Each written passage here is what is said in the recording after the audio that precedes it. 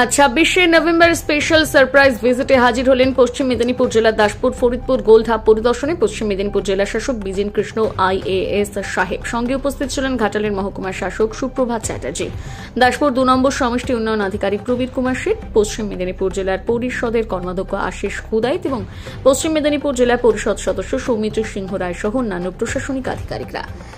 এদিনে স্পেশাল ভিজিটের কারণ ছিল খুব শীঘ্রই শুরু হতে চলেছে গোলধাপ, তাই সেই সব খতিয়ে দেখতে এদিন হাজির হন জেলা শাসক। এমনটাই সংবাদ মাধ্যমের মুখোমুখি হয়ে জানালেন জেলা পরিষদ সদস্য সৌমিত্র সিংহ রায়। কি বললেন শোনাব। আজকে হঠাৎ সারপ্রাইজ ভিজিটে এসেছিলেন আমাদের সম্মানীয় জেলা শাসক বিজেন কৃষ্ণ সাহেব।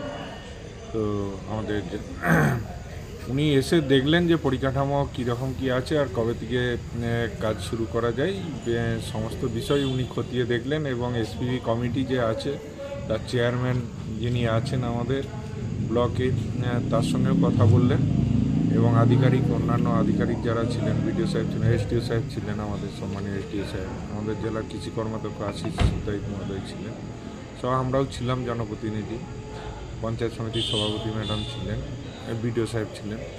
তো সবাই থেকে মোটামুটি উনি সকলের সঙ্গে আলোচনা করেছেন এবং করে এর যে ইনফ্রাস্ট্রাকচার যা যা প্রয়োজন এখন পর্যন্ত সেইগুলো তাড়াতাড়ির মধ্যে SPV কমিটি সেইগুলোকে করবে এবং কিছু টেকনিক্যাল বিষয় রয়েছে যেগুলো হচ্ছে যে গিয়ে প্রশাসনিকভাবে SPV কমিটির পক্ষ থেকে আমাদের